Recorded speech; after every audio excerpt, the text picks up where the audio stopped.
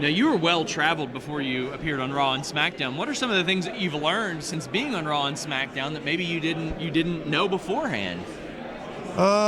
When it comes to travel and stuff, is what you mean? Anything, really. Yeah, it's definitely. Let me think for a second to give you a good answer. Oh, sure. But overall, like I said, the travel was familiar too. It's a very different extent now, right? It's every week we pop out for a few days and wrestle, do live shows, do TV. It's. I also gotta say that flying in the United States is like driving a bus. It's way more common. Okay. When you're from Europe, flying still has that image of like it's a little bit of a luxury experience, if that makes sense. But because of the size of this country, it's very normal. So the miles on an airplane I racked up in the last year, must have been more than my whole life before. It's absolutely crazy.